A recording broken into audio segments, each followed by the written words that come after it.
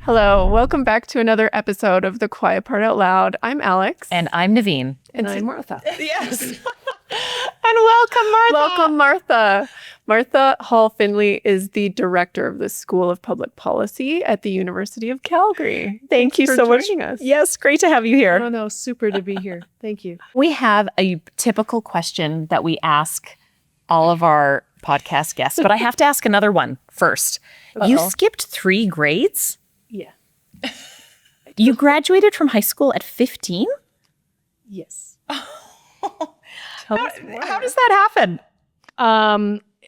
Well, I moved schools, and I was very fortunate to have attended a school in Toronto that really took curriculum seriously and just did some really amazing stuff. And it was also all in French. This is before there was public French immersion, and my mom just thought this is a country of 2 languages. You know, if we have an opportunity, the school had started a couple of years before I was able to attend. So I was in the 3rd year of the school, and every year, you start in junior kindergarten, and then every year they added a grade so that we could stay at school. It's really a fabulous school. And then we moved out of. I moved. At grade 8, I had kind of led this battle of no uniforms at the school, right? Because they wanted to implement uniforms. I was not keen on that. So, in grade 7, protests, we did all the placards. You did? Uniforms. Oh, yeah, it was great. You started young. Sign of things to come. So I left at the beginning of grade 8 and went to the local public school, local junior high. I spoke fluent French. This new school insisted I take grade 8 French and do all the lessons. And it was just so crushingly boring that I went back to my old school after 2 months. I mean, awesome that they let me come back, right? Like I missed a lot of school over 2 months, but they were great. But then when we left Toronto the next year, having learned that lesson, went to the guidance counselor at the local high school and said, I took my books, I took my math books and my chemistry, my physics, and went and said, okay, this is what I've been taking. Where do I belong? And he kind of went, grade 12.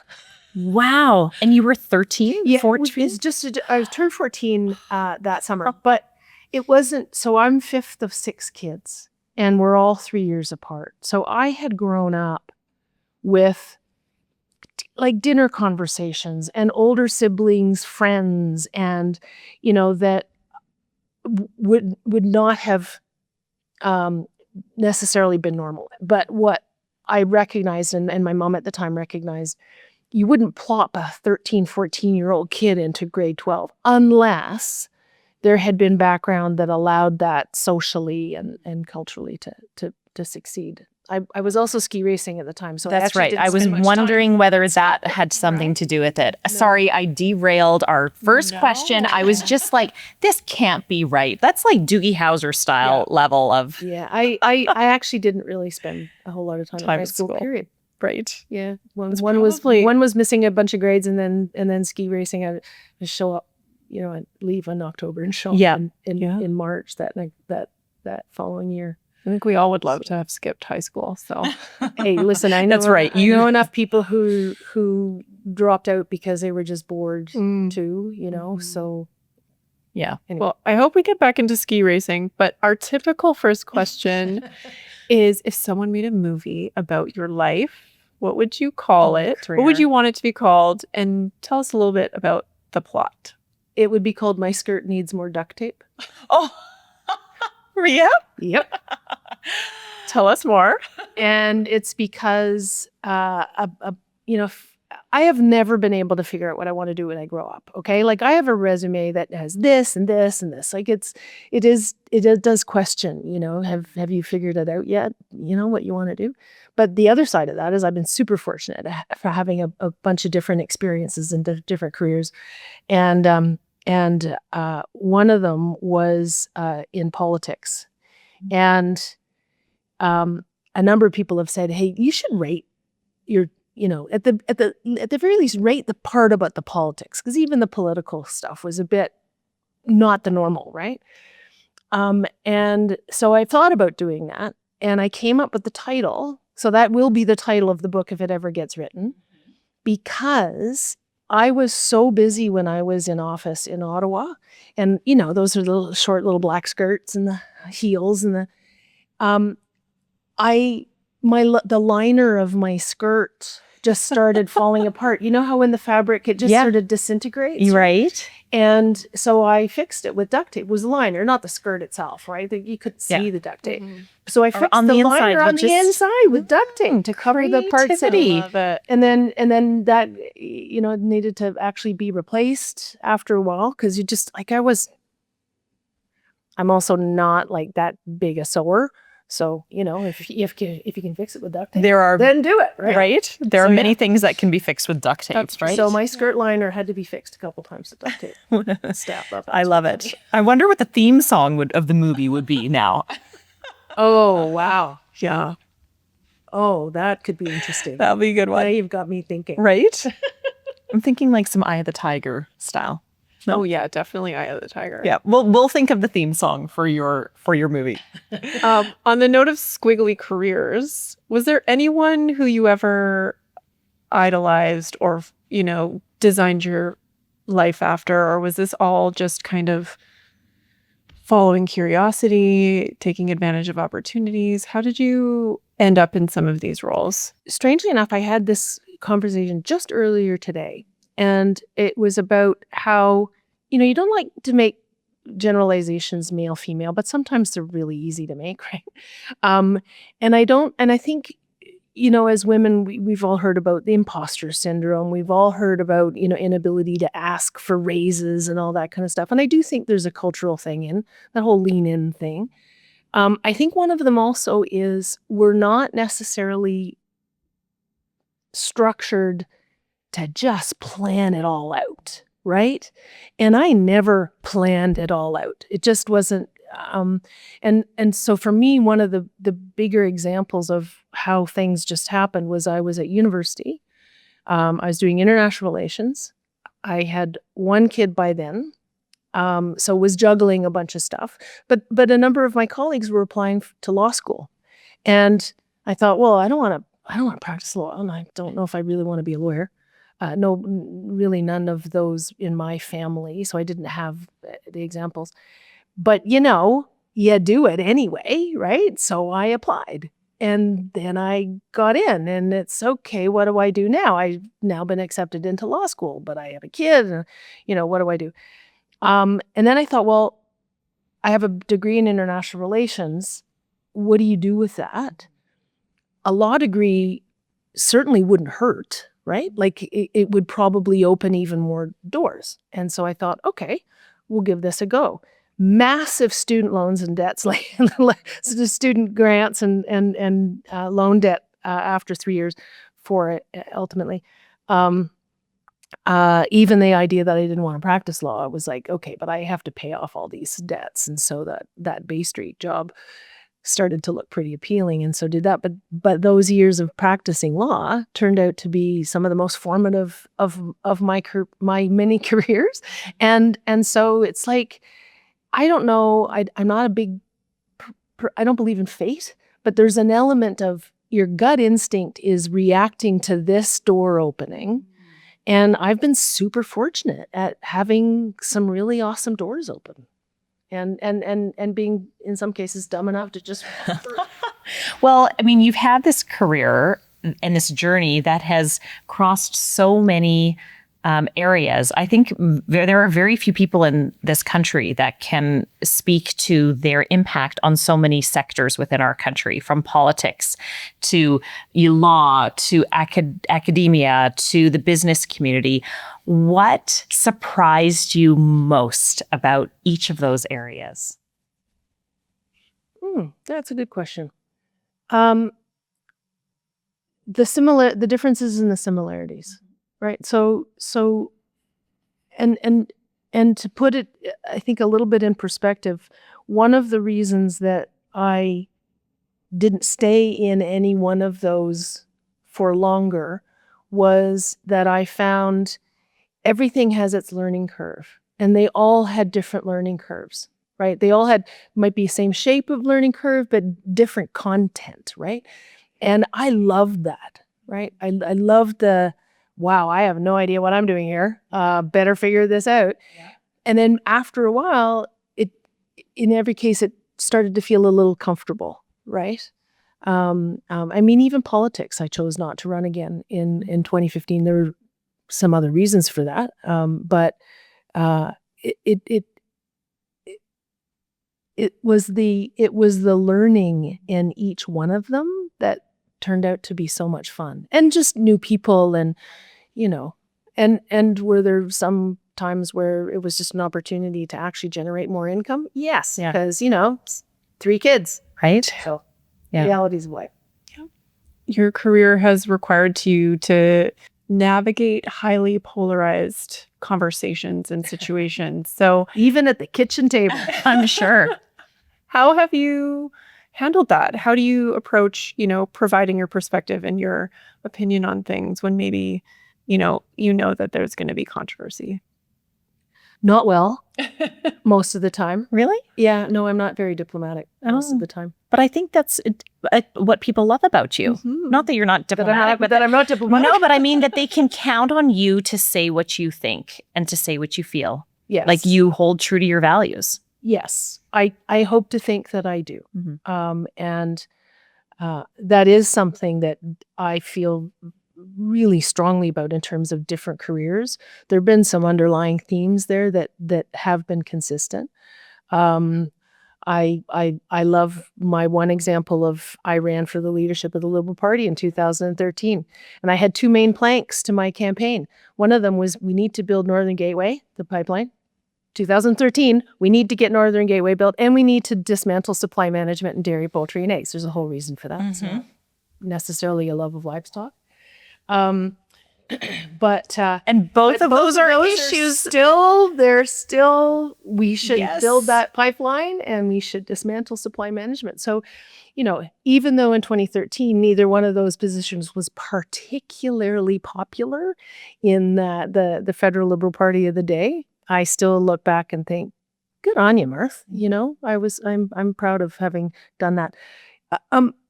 Yeah, it is, I think, really important for people to speak out. There are things going on right now where too many people are not comfortable enough speaking out. And I'm a bit of an amateur historian in terms of the pre-war, interwar period, and the pre-war, so before World War I, before World War II. And it's depressing reading, man. Like, I just happen to be really interested in it, partly because of family history. So my granddad flew in World War I. Number of uncles didn't make it home, and that one, my dad landed on D-Day, was part of the contingent that helped liberate Holland. Another uncle did not come back from World War II. So a lot of that history. So there's a reason why I find those time periods interesting. And of course now with the president we have in the White House. But the one thing that just comes out so strongly is that people didn't speak out. And I think, I think my mom, both of my parents actually, but the dinner conversations at my house were really, really interesting. I mean, the ages, I was 8 and my oldest brother was 20, and I have one younger sibling, and it was all Vietnam War and Watergate, and like, I was a kid. I mean, I lived through Trudeau mania long before I would have really been old enough to but I benefited so much from that, and so you combine those two things. So you combine an upbringing of engagement. People would say, "You guys fight all the time." We're not fighting. Yeah. We love each other. We're just, we're at it.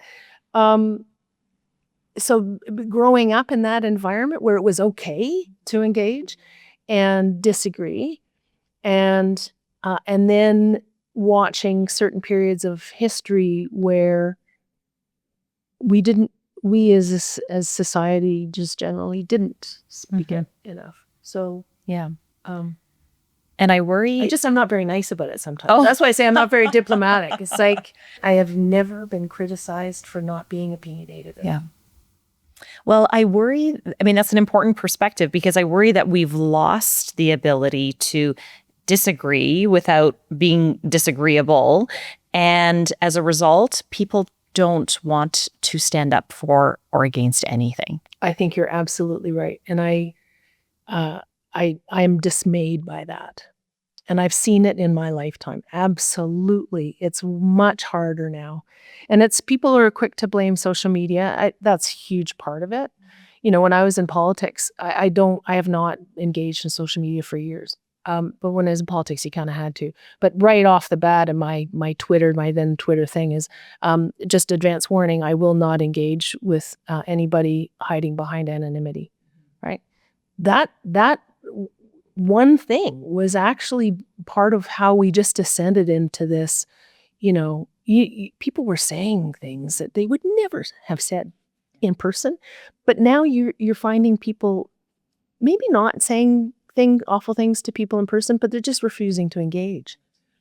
You know, I remember when I was at the Canada West Foundation, we were engaged on some of the energy files like Bill C-69 and Tanker Bend, which I have a lot of scars from fighting those, and clearly not that successfully. But I found people would want to, let's get everybody in the room. Let's get Greenpeace in the room with, you know, the oil companies, thinking you're somehow going to actually find some common ground. It just made things worse because I found when we would be trying to be putting reasons forward and, you know, trying to be constructive in terms of making amendments that might work better. And I found just people would just shut down. They would just not engage, which was frustrating. I'm going to take a left turn and talk about skiing for a bit. You were a competitive alpine skier growing up amongst, you know, going to university and having a baby. No, I retired from ski racing before all university and babies. Yes. That would have been a little Right. Yeah, it sounds hard. But how did that inform your career journey? How did it inform who you are as a leader and how you approach your work today? I, again, feel so lucky that I was able to be involved in a sport that is totally individual. I mean, when you're in the starting gate, you are competing against everybody else, including you, right? Ski racing is not a team sport once you're actually on the hill in that sense. But I'm going to say the opposite right now, because it actually is a team sport. You travel as a team. You know, in those days, it was pretty rough. You'd stay in some pretty sketchy motels on the road, and, you know, Right. You'd be doing your skis in a laundry room, and but you would cook together. You would have your teammates criticize your videos so that you could, you know, you're all training together. So in an to me, a really interesting way, the only way you could succeed in the starting gate in a totally individual sport was by being part of a team. And I know that sounds corny, but it is so, so true. And you'll see it now. You'll see now that you have better technology in terms of radios, et cetera, because I'm old. Didn't necessarily have all of that stuff then. But now if you watch World Cup skiing, you'll see teammates, somebody will come down and they'll immediately be on the phone to the folks who still have yet to run and say, oh, by the way, you know, you're going to come into this turn faster than we did in training or whatever.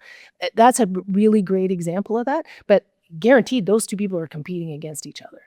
So it was just such a great learning how to compete individually, but also be a part of a team, and how inextricably entwined those two things were. How did that inform your professional journey in your career around the C-suite or around the board table? Do those same principles apply? I think they do. Yeah. I don't know too many people who get to the C-suite who aren't pretty competitive, right? But if you're a real jerk to people, you're not likely going to end up there. I mean, sometimes you see that happening, but I don't mean that is you have to be nice. It means you have to be a teammate. And they're not necessarily the same thing. And in fact, good teammates often aren't necessarily so nice, right? Sometimes you just need truth. And you need to be able to give it back. And that kind of thing I find really super important. But sometimes I think people misunderstand that. If you want to succeed, you want to get into that position, you need to be nice to people along the way. Yeah, you don't want to be a jerk, but it's not the same thing. I think as women, we are told you need to be nice and you need to be likable. Yeah. Oh gosh. Yeah. Yeah. Tell us more. Tell us about I that. just did. Right? Didn't I just by my reaction? It is true. But people have different expectations of male leaders as they do of female leaders. 100%. I mean, we have all heard, the guys in the room, close your ears, but we have all heard if we're tough, we're bitches. If a guy's tough, he's a leader, right? Or he's firm. It happens. It happens all the time. All the time. But so we say so, and we know it's a problem. What do we do about it? Right. We just get bitchier than ever. Increase the bitch factor. So what types of leadership skills do you think are important? Likability is up for debate, but what type of... honesty and curiosity. Absolute, for me, the top two. If you're not curious, good luck. And if you're not honest, I feel badly for you. Again, I had parents who instilled both, frankly. I mean, my mother was the best read person I have ever met, even to this day, and she's been gone for like a couple of decades. She read everything. She read the great books, right? She read philosophy. She read novels. She read, one of my kids one time said, what should I get Granny for Christmas? Because she's been gone for a long time, but my kids are also old. And I said, well, ask her if, like The Economist or The Atlantic or something. They came back and said, no luck, Mom, she already gets those, right? Like she just to me was so curious about so much that I hope to think part of that just spilled over. But yes, honesty and curiosity. Do you think people are curious if it aligns with their own perspective and they're looking to reaffirm their assumptions or their beliefs about a certain thing?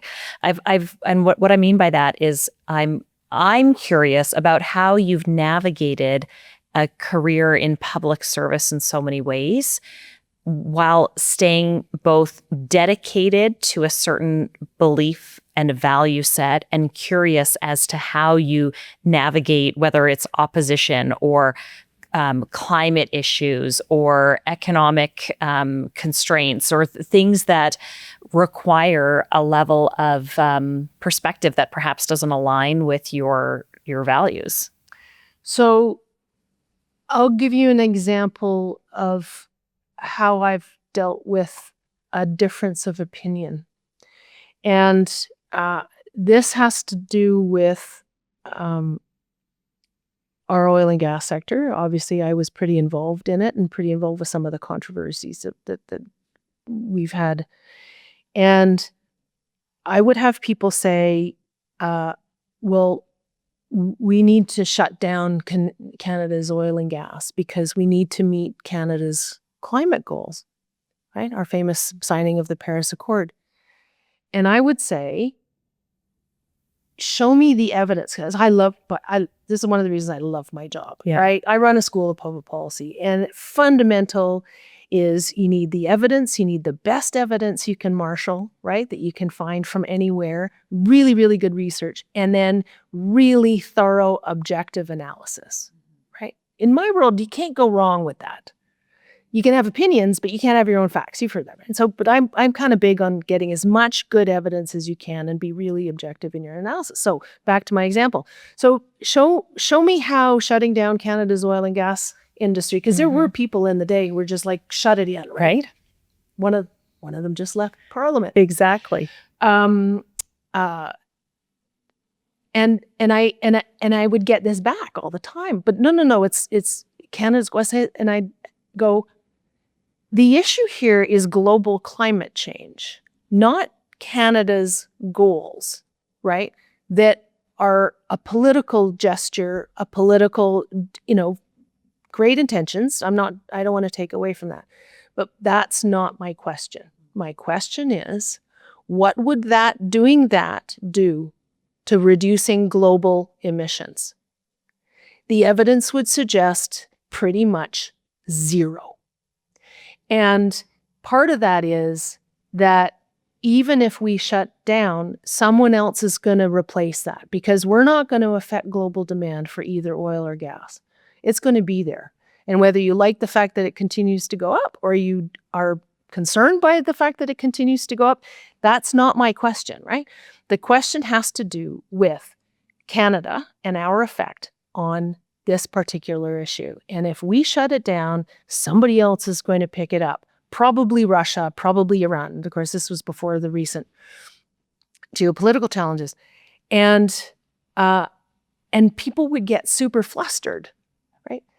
But it was really hard for them to argue with me or argue with the position that I was taking, because it was completely based on evidence and objective analysis.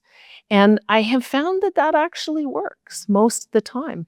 The other part of it that's really interesting is that if I myself can't justify my position because of evidence and analysis, and I recognize I have to go back to the drawing board.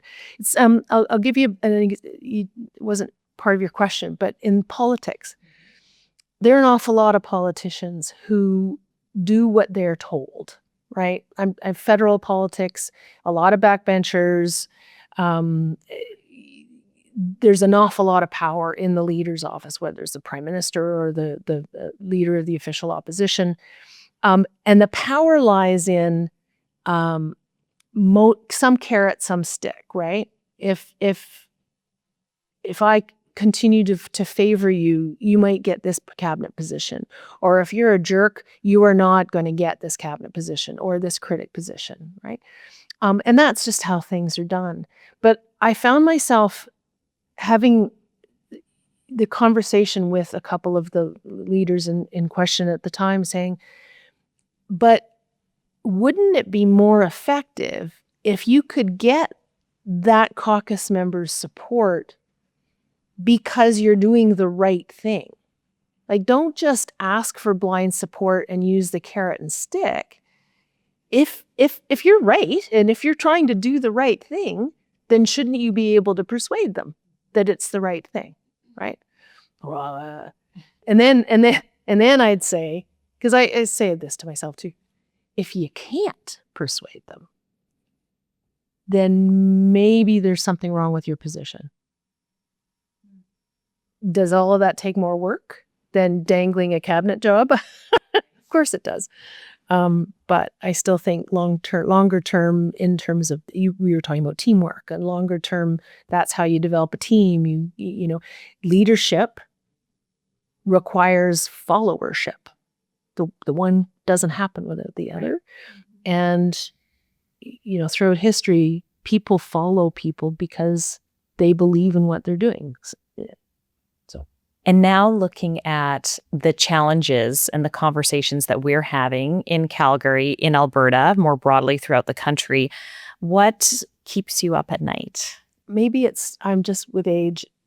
The one thing that keeps me up, and I could talk about the separatist movement, but actually the one thing that keeps me up at night most of the time is that I see so many people taking positions, making decisions, and they have no idea of history.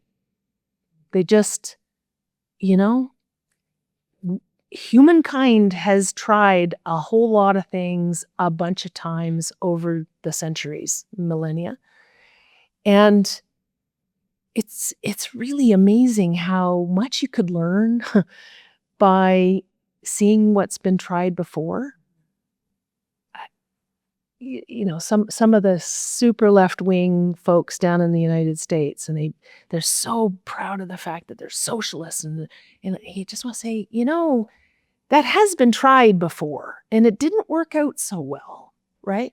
So that troubles me. It troubles me that the people who are pushing for separation in Alberta, the people who are saying, shut down oil and gas, the people who are saying you can't build a pipeline across my province. Don't get me started. But history would suggest that there are ways to get things done, and there are things that might be the flavor of the month, but history, a pretty decent reading of history would help you understand, maybe not. So yeah, there's lots of stuff going on that's more immediate, but I do really struggle with how many decisions are being made, business, political, in all walks of life, that aren't informed enough by our own human history. History, and to your earlier point, even evidence in most cases. And so there's a lot of polarization around topics that we're not informed about. Revisionist history, even, right? Yeah. We could talk for how long on the fact that the people are not paying attention to evidence, or they believe that what they're told is evidence. And that's different. That's why it's so much fun to be at a university, right? It's my happy place, right? I'm dealing with really smart researchers who are diving into these issues to really figure out what really is right. Case, right? What fun. piqued it's a great place your curiosity about that role at the School of Public Policy? What made you decide, I'm going to go for this? Yeah.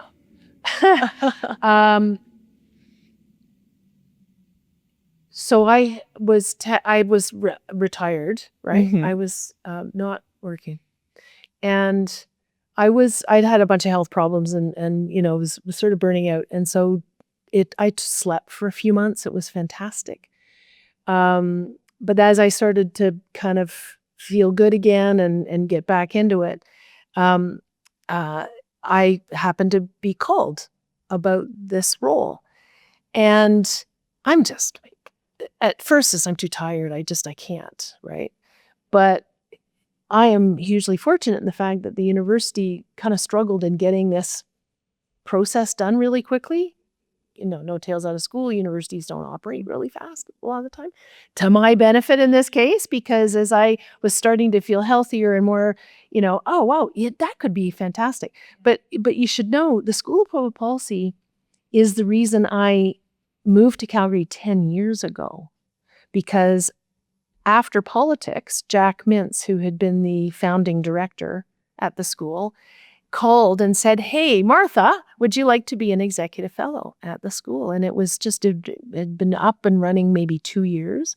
And a huge amount of respect for Jack at the time. And, we'd already gotten to know each other a bit. And although I was still working full-time in Toronto, I thought that would actually be really fun. And it was. And I would come out occasionally to help with some of the strategic planning and whatever. And it was during those years that I kind of fell in love with Calgary. I thought, I really like this. Can I say why I like Calgary so much? Yes. So born and raised in Ontario, partly in Toronto, partly in rural Ontario, and which also was a huge benefit. Getting both urban and rural is something I thank my mother for to this day as well, because it's just very different. Totally comfortable in both, which I really appreciate. But I was so struck. People say, "Well, you must really like the Wild West, the get it done attitude." And so, yeah, I do. But that's not why I love Calgary. I fell in love with Calgary very much because no one ever asked me who my parents were. No one ever asked me what school I went to. It was right from the beginning, welcome, what can we do? And I loved that. I thought I found it so refreshing. It's so much more egalitarian. I never felt that I was being treated differently because I was female. I don't think that was because of some massive, gender equity thing going on in Calgary. I think it was just this attitude of we're more interested in what you can do and what you can bring to the table. So I really love that. But that was being an executive fellow in the early years of the school. I had a lot of fun. So for me, it's been like coming around full circle. Right. So dream job. I mean, fundamentally, the short answer to that question was, not a whole long spiel. The short answer was, this is a dream job for me. Yeah. Right. And especially in my world right now, I look back and I feel that for a number of reasons, and this is clearly not a partisan comment, because I feel as though Canada has lost a full quarter century of opportunity. And so that's under different governments, and I think we need as Canadians, it's easy to blame, right? We need to own it. And I think Trump's election and then and the whole 51st state and the tariff stuff has I hope woken us to recognize this is on us and we need to fix it. And so for me, I feel exhausted a fair bit of the time, but because there's so much going on. But what a better time to be involved in public policy in Canada. I mean, this is a moment. This is a real moment for the country. And I really feel if we don't take advantage of all of this attitudinal stuff, then shame on us. I don't want to lose the next quarter century. Mm-hmm. That reflection of there is a lot of blame going on, right? Even when it comes to as we look ahead to the future. And I'm curious about, now I'm going to use that word curiosity because you mentioned it earlier as just a key tenet or principle. How do you navigate between being solutions oriented and inspiring now in a role like at the School of Public Policy, being able to shape and influence grad students, to pull that outcomes oriented, like we can get this back on track. Let's not lose another 25 years. How do you pull that out of people? I worry that we're so like apathetic or angry or, just people aren't doing anything. I worry about that. I really do worry about it. And I worry about, people can blame generational helicopter parents and, medals for every participant. And, and I have some concerns about some of that stuff too. I do think a pendulum swung a little bit too far. My only thing that I can answer that with is you need to step up and do it and show by example. I don't think saying you shouldn't be so angry or, you should get up and get more done or I don't, and you can't just say you should change your attitude. Right. Yeah, that works. Because that works. So I just think we just need to, I think if you have more people doing this by example, right? Then my hope is that will inspire, if you have, it's almost like a critical mass of people who are engaged and they're doing it, more people will go, oh, I'm going to do that too. Right. I mean, you said you've interviewed Debbie Edlin too. I mean, Deborah is one of my favorite people. She's to me that kind of person. There's something we need to do. Let's just get up and do it. And I know she inspires others by doing that. I can, there are all sorts of people who do that. The Dean of Science, Kirsten Betts, we just did a thing earlier today. Same, right? Right. She's a driver. Yeah. And how can that not inspire students and faculty, right? I would say some of the common themes between those three women you just mentioned, including yourself, is that you are not afraid to speak up. That is a common theme. Yeah. I would agree with that. And I think we need to focus more on a culture that encourages people without fear of retribution, that you can speak up. I would nuance that a little bit. Mm-hmm. I would say we also have to all collectively develop thicker skins because you're going to get retribution. You're going to get people who disagree with you. And sometimes they're not going to be very nice in how they disagree with you. So I think we also have to be able to just say, look, not everybody's going to be nice, back to that word. Not everybody's going to be nice, and not everybody's going to agree. And I'm just going to have to say to myself, but I still think this is really super important.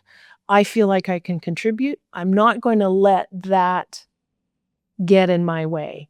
And I do worry that that thin skins are preventing people from, really capable people, from doing what they can. And so how we develop thicker skins, I'm not sure. And maybe it's just generational. Maybe we've always had thinner skins. I don't know. I worry a little bit. Look at the color of my hair. I worry a little bit. Oh, on my day. Here. Have you ever experienced any of that retribution? Like sometimes it's not about being nice versus not being nice. Sometimes it's, I might lose my job, or I might, I'm sacrificing this relationship. Have you ever experienced something where you stood up, you said what you thought, you expressed your perspective or your values, and then there was a negative consequence? My whole life. I honestly, I go back to the fact I'm fifth of 6 kids, 3 older brothers. But I just, there's a great scene, and I can't quote it because my memory sucks. But there's a scene from when in the Queen, the show about the Crown, yes, that series. And there's a scene where the actor playing Margaret Thatcher is speaking with the Queen, and has this. I wish I'm starting to feel really stupid now because I can't remember the author of what she quoted, but it was basically, if you've never had people critical, and if you've never had to get scars from stuff, then you haven't played in the game. Oh, right? It's Theodore Roosevelt. Is it The Man in the Arena? Oh, there. Right. Thank you. Yep. Doesn't make me feel That stupid, but I'm really impressed by you. quote. Thank you. Yeah. But it just, I love that. And I don't think that's I don't think that's something we should be afraid of. I mean, it might be hard to welcome it, but we should understand that it's part of who we are as people. And I do worry that we've had too much of a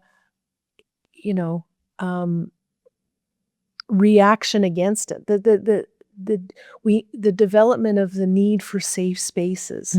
The world isn't safe. Sorry, that probably messed up the mic. But that sometimes I want to say, I appreciate where that's coming from. You want to have healthy discussions. You want to have healthy debate. And if people become nasty or ad hominem, nastiness is not welcome, and it can shut people down. Totally get that. But the other side of it is, the world isn't a nice place. The world is competitive. And, the rest of the world's not going to be looking out for you all the time. And so I do worry that it goes back to my point about encouraging, how can we encourage people to have maybe thicker skins? I don't want that to end up being, you see this in some of what's going on in the States right now. I don't care what people think. I'm just going to, we should all care what people think still, but we shouldn't let what people think prevent us from pursuing what we believe is right. It's not a very articulate way of saying it, but you're both nodding, so I'm figuring. Yeah. No, so true. True. So I want to ask you one more question. What gives you hope about our future? Our collective future? Have you ever been to, you've both been to university convocations, but have you been to one recently, like as an observer? I've only been in academia now for 2.5 years, but I've had the great pleasure of attending convocation a couple times. Holy man, that's inspiring, right? And here in Calgary, and you see these, I keep calling them kids, my God, but these young people, And you look at where they're from, you look at their names, you look at what they look like, the variety, the diversity, the degrees that are being conferred on them are just so amazing. So yeah, that's a pretty, I highly recommend. Yeah. Yeah. I highly Next recommend generation, just right? Come up a going couple and- times. Yeah. Yeah. Yeah. Hope for the future. Yeah. Right? Yeah. I could say, my kids and my grandkids too. I knock on wood, but certainly the 3 kids have all turned out to be really good people. And, the honesty, curiosity stuff. And the 6 grandkids are too young to tell yet, but they seem to be on a good path. 6 grandkids, yeah. Whole house. Sounds like people give you hope for the future. People distress me and dismay me and make me really depressed about the future, right? But people also give me hope. Yeah. Well, thank you so much for joining us here on The Quiet Part Out Loud. It was a pleasure to spend some time with you and to hear more about what motivates you, inspires you, scares you, dismays you. This has been a great conversation. Thank you so much for joining us. And thank you for tuning in to another episode of The Quiet Part Out Loud.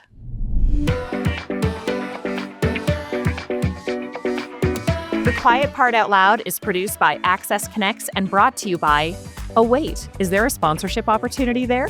Learn more at accessconnects.com.